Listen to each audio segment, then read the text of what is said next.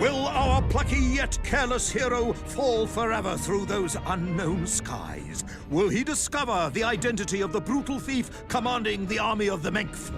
What chance does he have of ever returning to his beloved homeland? How long can the general's patience last? All of these questions and more will definitely be answered in the next exciting episode of Little Orpheus!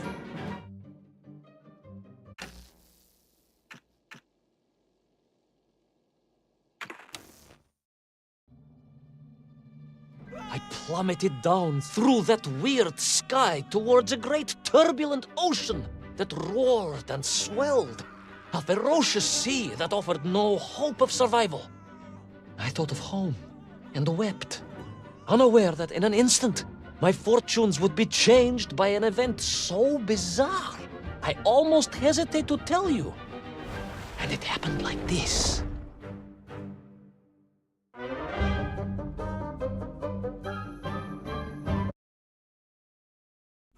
A giant whale? It was huge, General. You were swallowed by a giant whale. Yes, General. You look remarkably well for a man who was swallowed by a whale. I am blessed with a strong constitution, General.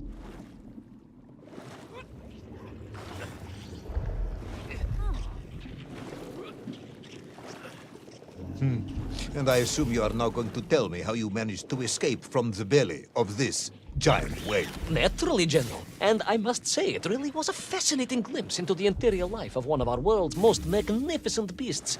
I consider myself a wiser man after this experience.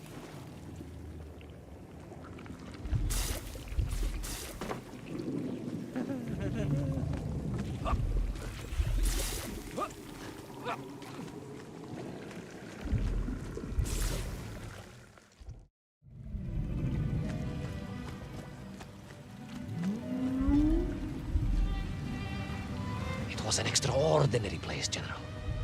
I could perhaps deliver a lecture on the subject to Moscow University's Zoological Society, if you like. I only want to help. The Moscow University Zoological Society has, I suspect, better things to do than listen to the ramblings of a man who claims he was swallowed by a whale.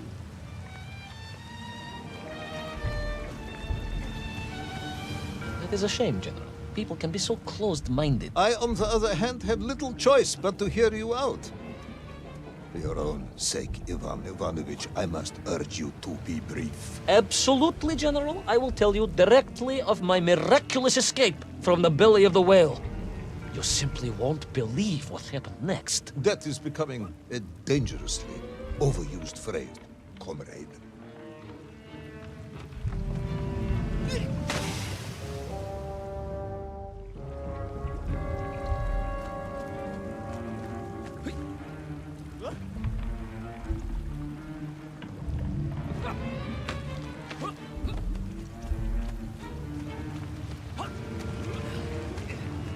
And so I found myself deep within the whale's organs. A strangely beautiful place. A sort of fleshy wonderland. A glade of polyps and globules. A landscape as awe-inspiring in its way as the forests and mountains of Altai. Oh, my home, General, that I yearned and longed for and only hoped, as I hope now, that I might one day see again. I think we're all longing for home at this point. Oh, with warm slippers, a mug of steaming Sbitzin, and a roaring fire. Not far from home, trapped inside a monstrous fish with only the strange and evil-looking worms that infested its gut for company. With only one's dedication to one's country and mission to keep one from falling into despair. But no, General, I could not. I had to escape, to find little Orpheus and my way back to the surface and home.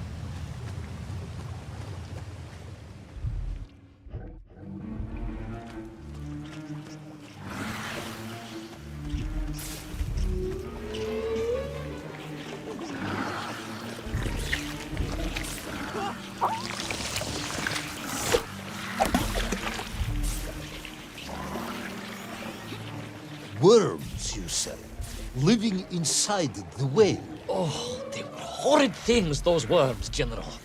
And most unwelcome, I would say. Parasites. I had no idea just how rampant their infestation was, nor of the tremendous sizes they could grow to. At that point, my thoughts were only of escape. And I had a plan. Yes, I'm sure you did.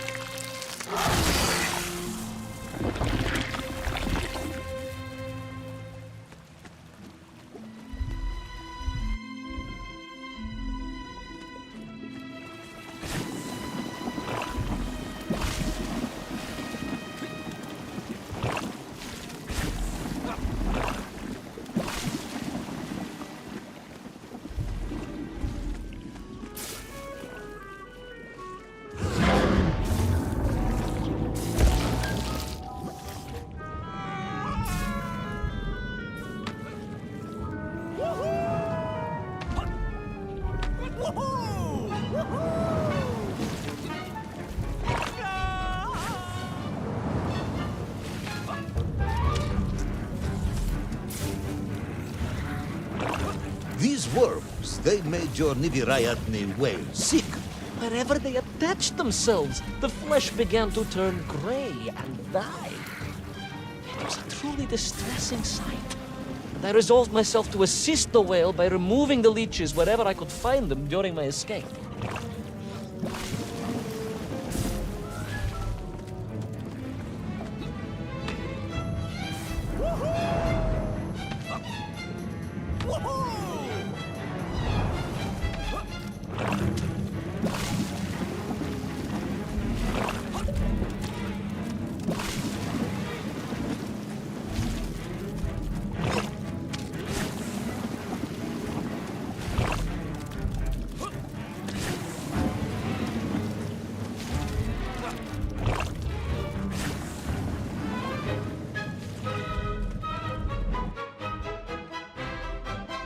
In my mind, it was a simple plan, General.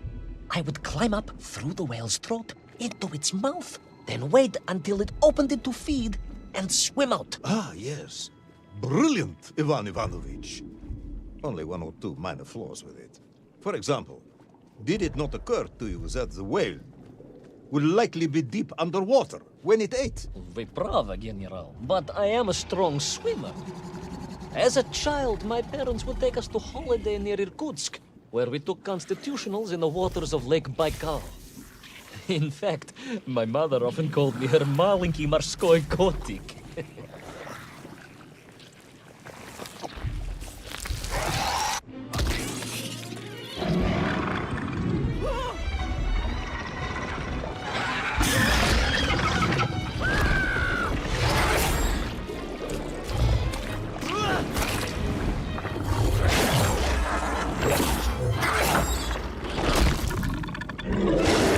A giant worm for a giant whale, huh?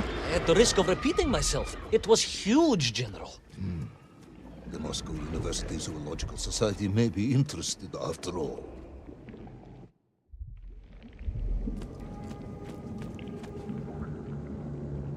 Let us take a moment, Ivan Ivanovich. Your ridiculous plan to escape through the mouth of the whale failing, you would now have me believe you had embarked on some misguided crusade to free it of the worm infestation.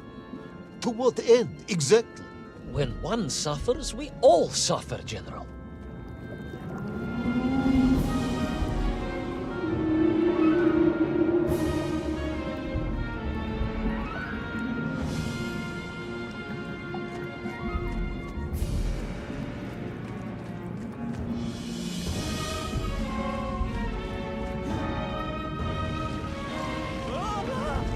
Your ideological commitment is admirable, comrade, but... I concluded that if I could find the root of the infestation and neutralize it, the whale could mount a spirited counterattack against the worms.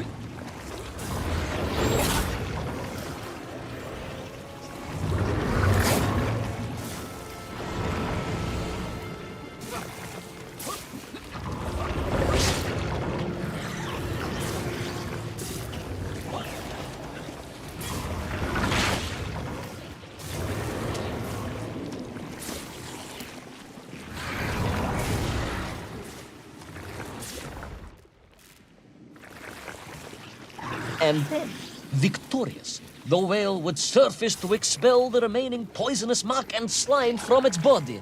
And at that point, I could escape through the nearest convenient orifice. In this case, most likely the blowhole. That is the most revolting thing I've ever heard. General, we are Russians. We have withstood the sheer force of nature and history and emerged triumphant. An expedition through the nasal sphincter of a gargantuan whale is nothing to us.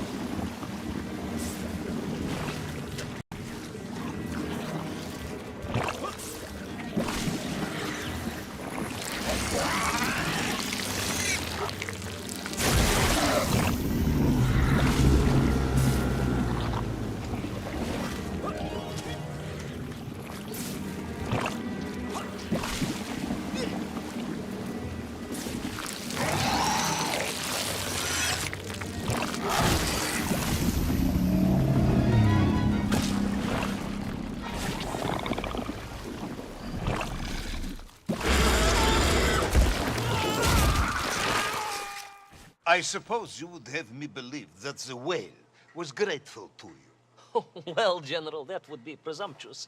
I doubt it was even aware of my presence. But I had more immediate problems. For if the whale might have been relieved by my actions, the worms were enraged. Worms Furious. Worms Incandescent. do not feel Violently indignant. emotions. Demented, General. Deranged. Enough!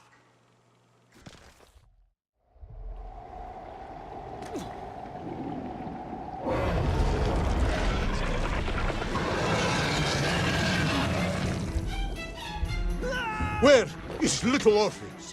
Where is my bomb? Unless you are trying to tell me the whale solved that as well. No, it did not, General. That would be absurd. No, Ivan Ivanovich, you are absurd. Your story is absurd. This whole ridiculous fairy tale is absurd.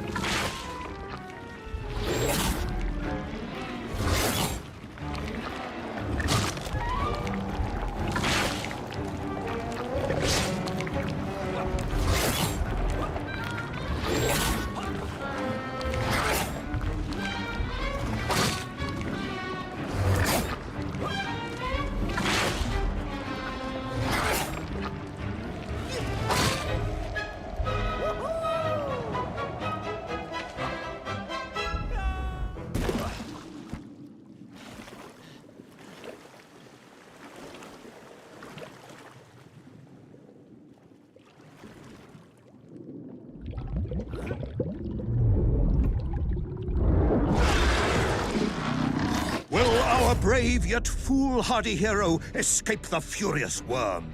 Will he be doomed to spend his days trapped in the innards of a bad-tempered cetacean? Where is the whale swimming to in such a rush? And what will it do when it gets there? Is the general about to lose his temper and order the cosmonaut shot?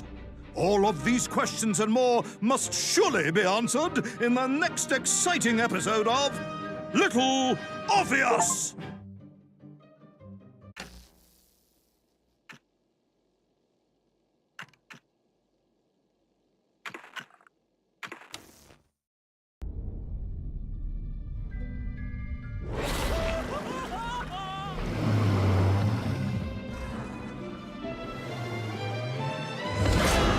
Flew from the whale's blowhole like a supersonic jet, and below me the ocean became a sheltered bay studded with white shapes. You will be amazed as my epic journey unfolds, for here it was about to take a most unexpected turn, and it happened like this.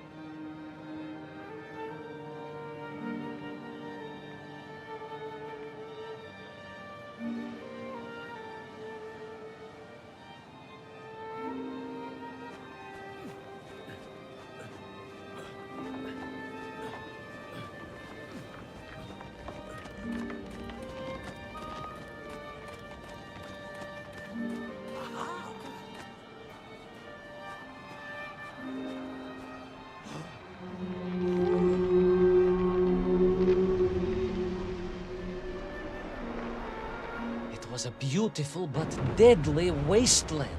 Freezing cold, brutally chilling, enough to kill a man in hours. Yet here you are. Indeed, General.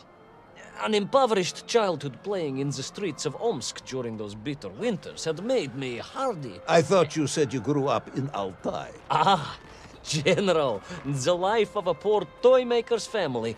We had to move from place to place just to find work.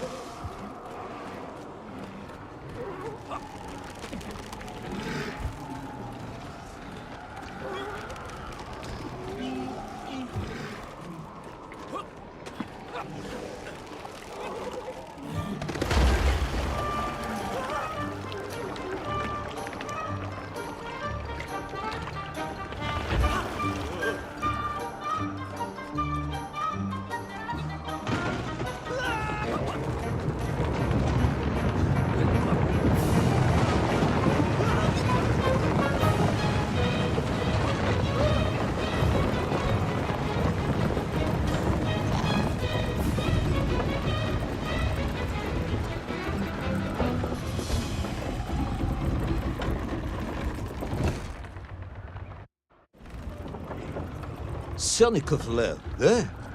Of course, Sanikov himself reported nothing more than a bluish fog on the horizon. Your island may be nothing more than the product of overactive imaginations. General, consider this. Imagine taking a simple peasant, a pig shepherd, for example, and telling him one day humans would fly around the earth beyond the sky. He would say you were stark raving mad, Saldafon, a ridiculous Kazyol Baradati, a buffoon stuffed into a military uniform, a pridurak, a chuchela tuparile. This peasant of yours had better watch his mouth if he doesn't want to spend his holidays in Solovetsky. Perhaps you should return to your story.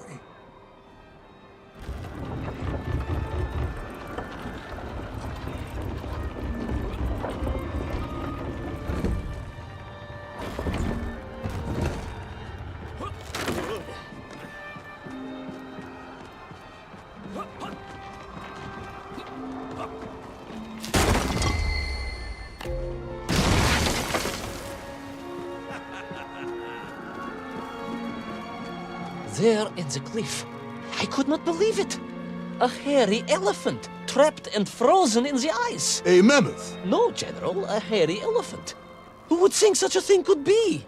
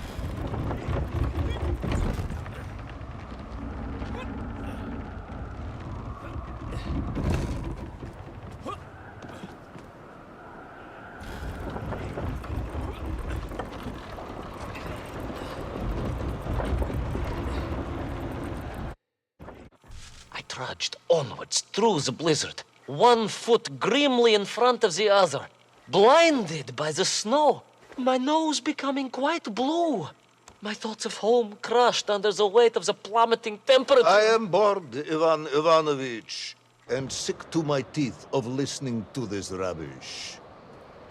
Let us speak plainly now. You will tell me where my bomb is, or I will have you shot. I am just getting to that, General. Shot! Comrade Primal! shot with real bullets, fired from a real gun, not some ludicrous Bultavia about lost cities and dinosaurs and mink and mammoth. It was a hairy elephant. No! I will not tolerate any more! Where is the bomb, Ivan Ivanovich? Where is little Orpheus? It was right there. What? It was there. At least I realized it must be. Where? There? On Sonikov land? Yes, General. Because as the storm began to clear, I realized with a strange excitement and trepidation that I was not alone on Sonikov land.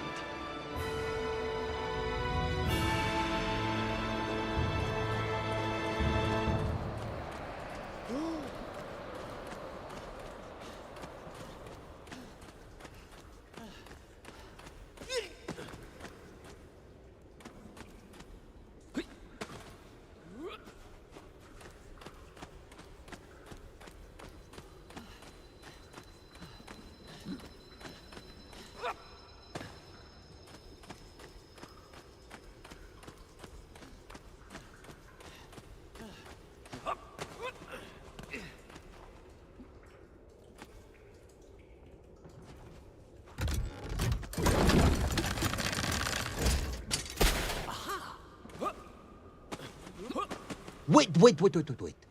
Go back. You say these lifeboats came from Zarya? A Russian ship? Zarya returned home, but not with all of her crew. And here were the missing lifeboats, trapped in the ice for all of these years. And it could only mean one thing. That you are continuing to hang lapsha on my ears.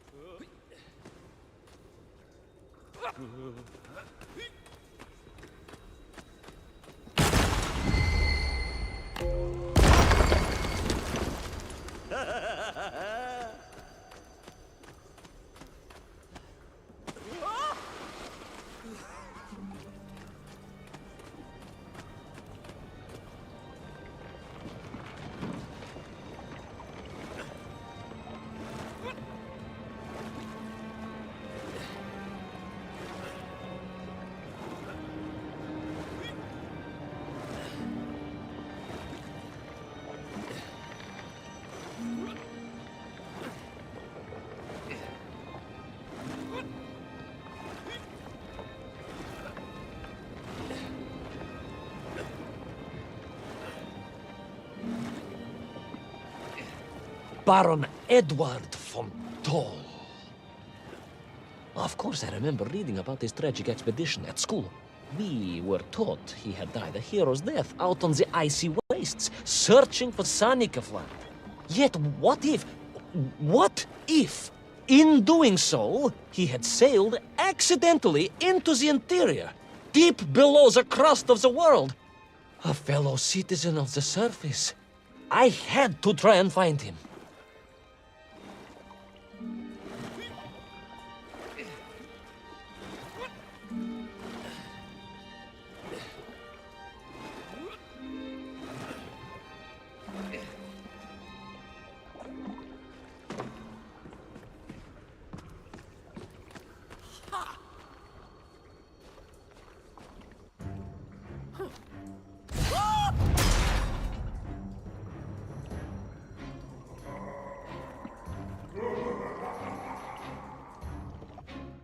A dead explorer stole my bomb. Not dead, General, but quite insane. Perhaps it was the loss of the arm or the leg, or the long years in isolation. But Toll was clearly mad. You should have got along perfectly then. Oh, how I wish we had. But no, General. Whatever Toll's intention with little Orpheus was, I had no time to consider it. I was in mortal peril once more.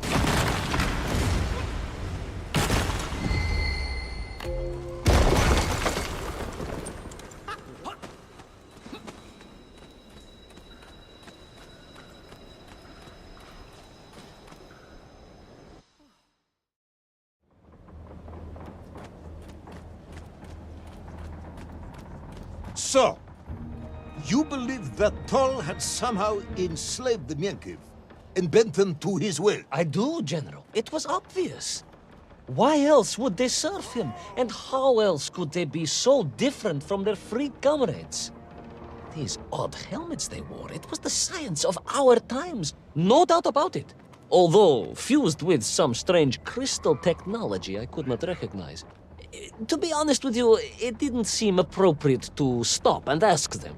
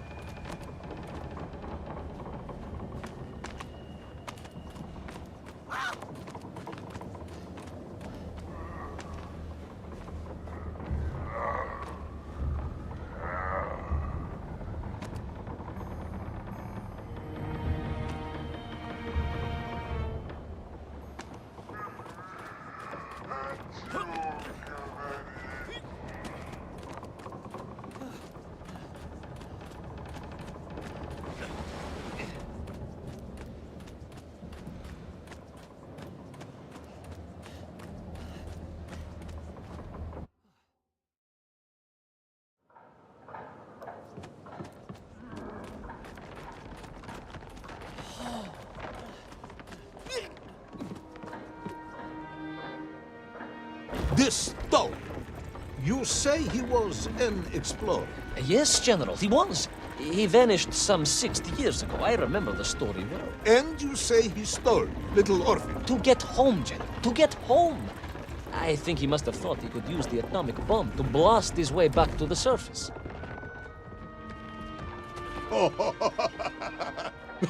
Brilliant, Ivan Ivanovich! And you expect me to believe that 100-year-old madman not only survived below the Earth's crust, but enslaved his Menkiv, explored the lost worlds, and discovered the secrets of atomic power, all by himself? A Tsarist general! An imperialist! No doubt harking back to the terrible days before the Great Revolution. And Estonian! Estonian? Estonian, General! They are wily people.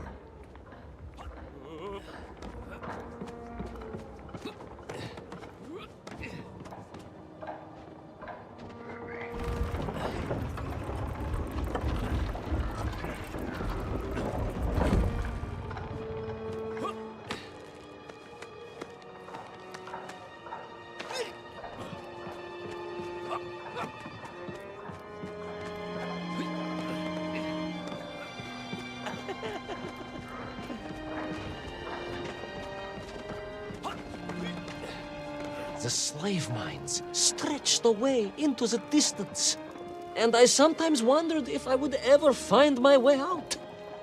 But I never gave up, General. Of course you didn't.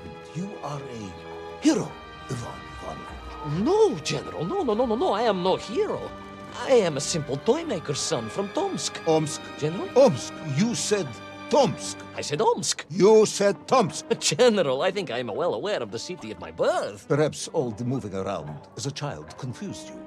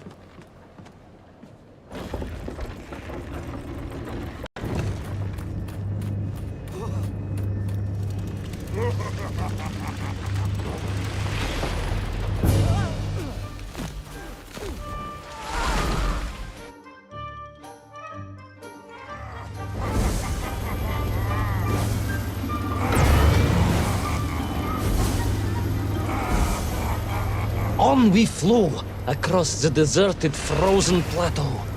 I was single-minded in my pursuit, dogged in my determination.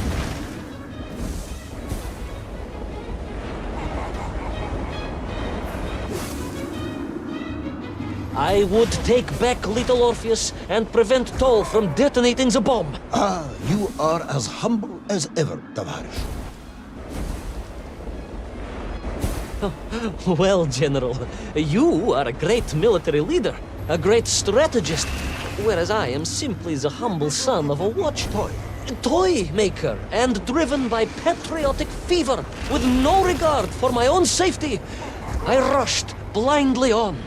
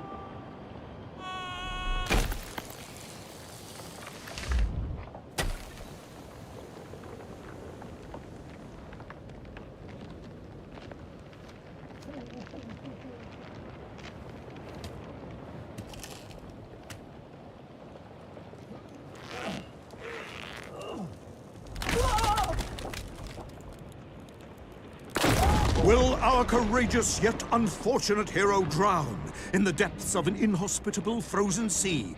Will he thaw out in time to prevent Toll from detonating the bomb? Will the general holiday in Omsk next year? Or Tomsk? Or perhaps both? What exactly is the difference between a mammoth and a hairy elephant? All of these questions and more should almost certainly be answered in the next exciting episode of Little Orpheus!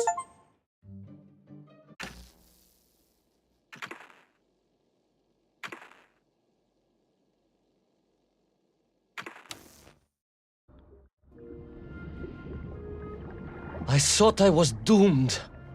But a miraculous thing happened, General. I could breathe. It must have been the helmet that was jammed onto my head. It was a strange and remarkable thing. Some might almost say beyond belief. A narrow-minded fool may indeed, General, but of course you are no Durak. But even as I sank towards the floor of that lost ocean, my journey was about to take me to darker, stranger territory than ever before. And it happened like this.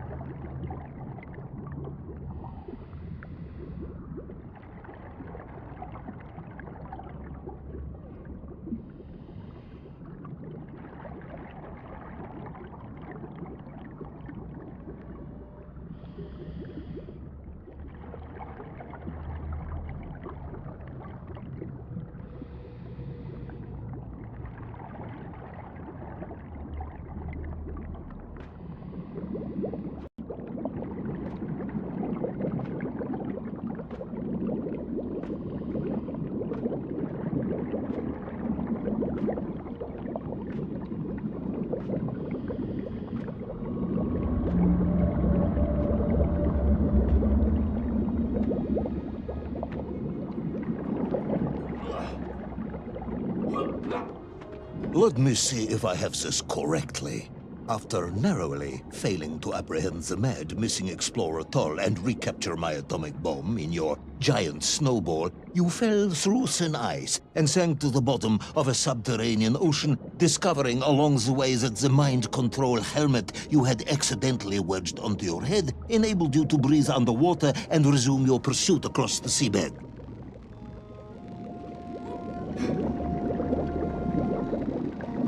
General, you seem perplexed. Perplexed? Perplexed is that the keys to my house are not where I left them. Perplexed is the fact my dog will not eat cheese like other dogs. No, Ivan Ivanovich, I am not perplexed.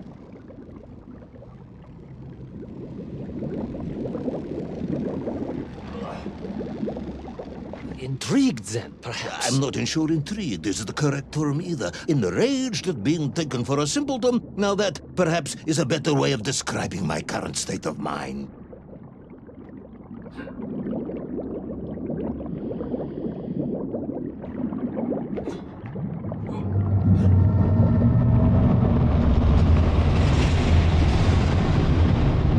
That is unfortunate, General. Once again, Comrade Privalov, I must correct you. Unfortunate is losing one's car in a snowstorm. Unfortunate is booking opera tickets on your wife's birthday and getting the date wrong. Oh, was she furious?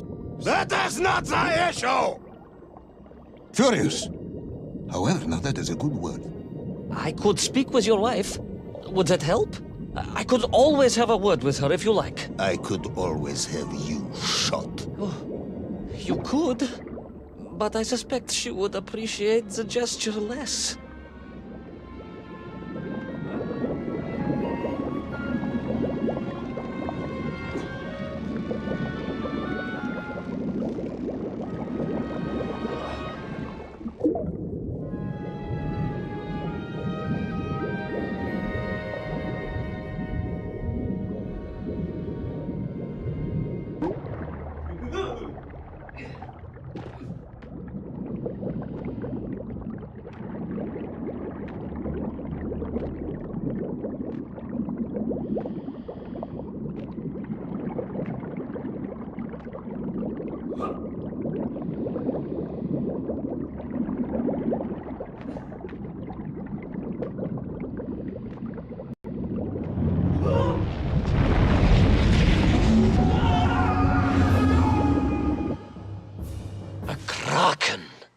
A vast monster of the sea. A giant, humongous, many-armed electrical destroyer of ships and cities. Electrical? Electricity flowed along its horrible body, sparking and stunning all it touched, flowing like deadly rivers along its awful tentacles.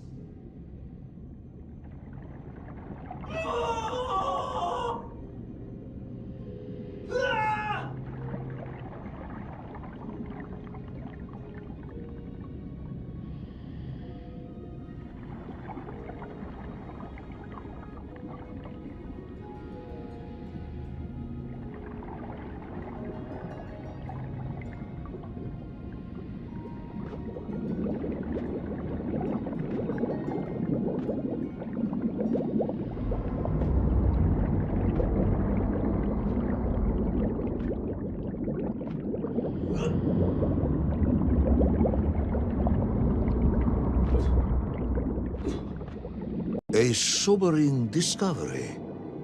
Are you suggesting that the vessel simply wandered off course and sank here? That seems unlikely even by your standards. No, General, I only wish that were true. The mighty ship showed terrible scars, signs of having been grappled and torn asunder by some huge and terrible adversary. That is indeed strange and curious. I am troubled by this discovery. Might you almost be perplexed, perhaps? Don't push your luck.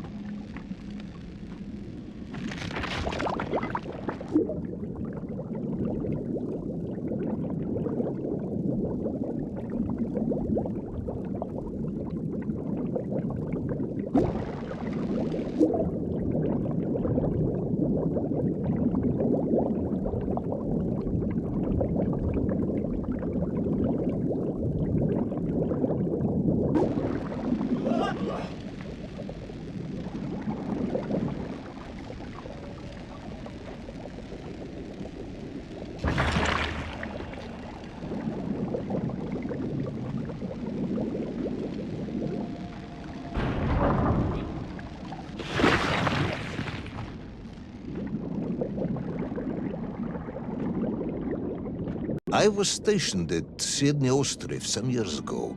I am only too aware of how easy it is for the imagination to create monsters when one is exposed to lonely and dark places. My men required constant monitoring. Much like my cousin Pavel. He was also stationed at Ostrov? No, he required constant monitoring. He was a devil for stealing eggs.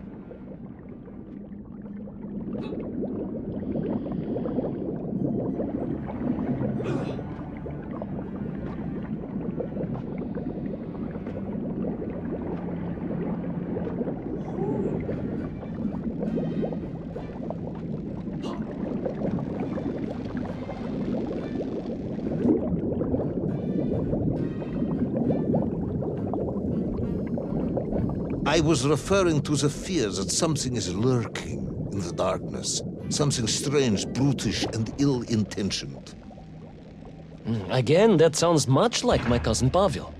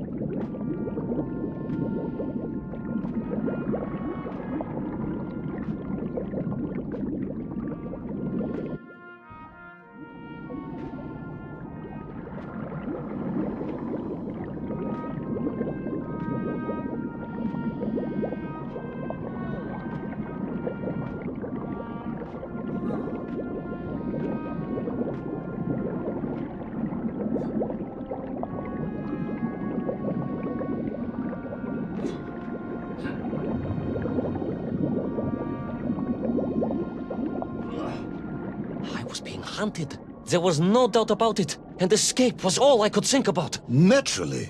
That and duty. Duty? Yes, General. After all, I had a bomb to recover from that villain Toll. How clever of you to remember that.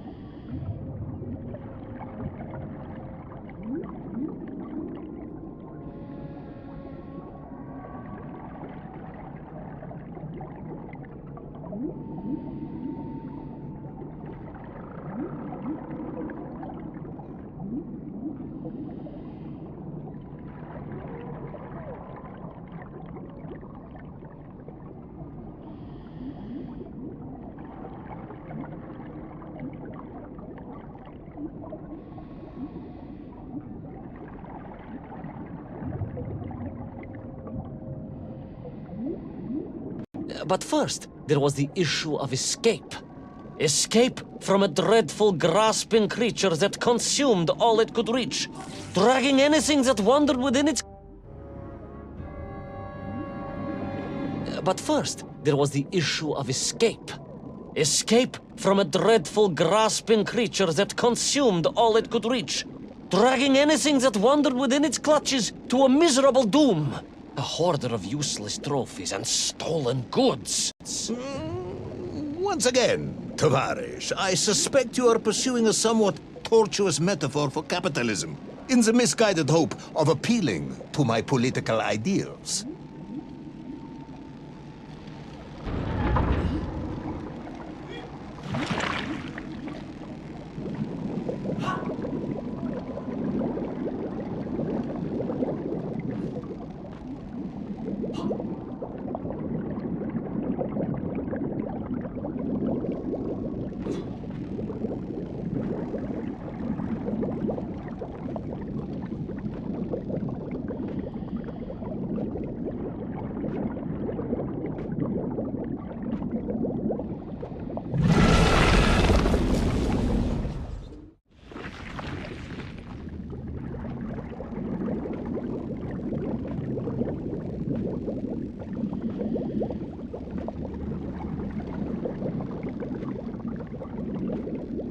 was like a mouse, General. A little mouse being toyed with by a terrible cat. A rather wet mouse. I was like a little underwater mouse. Being stalked by a giant rubbery electrical cat with 8 tentacles. Exactly, General. Good, I'm glad we cleared that up. You may continue.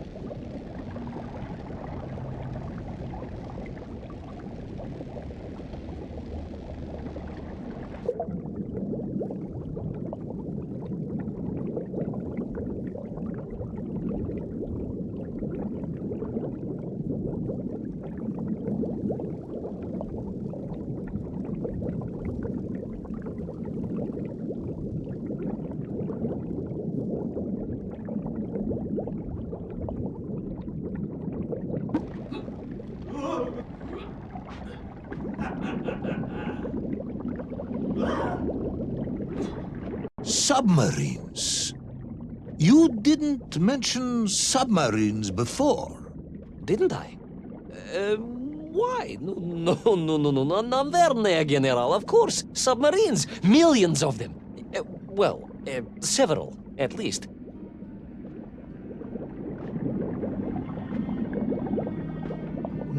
Any particular submarines? Did you see names, numbers? General, have you lost a submarine? I am not at liberty to answer that question, as you well know. Well, General, losing one's car in a snowstorm is unfortunate, as you say. But to lose a whole submarine, that could be considered careless.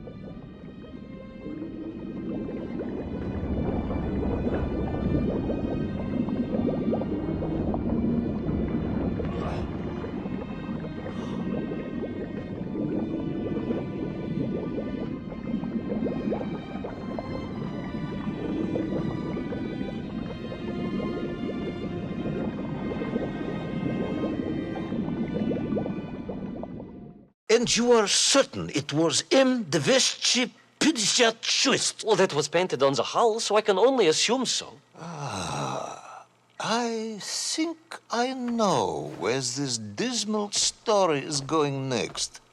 You somehow miraculously brought the remaining closed cycle engine online, flooded the torpedo tubes, dispatched the Kraken with one shot, and triumphantly surfaced. No, General, that is not what happened at all.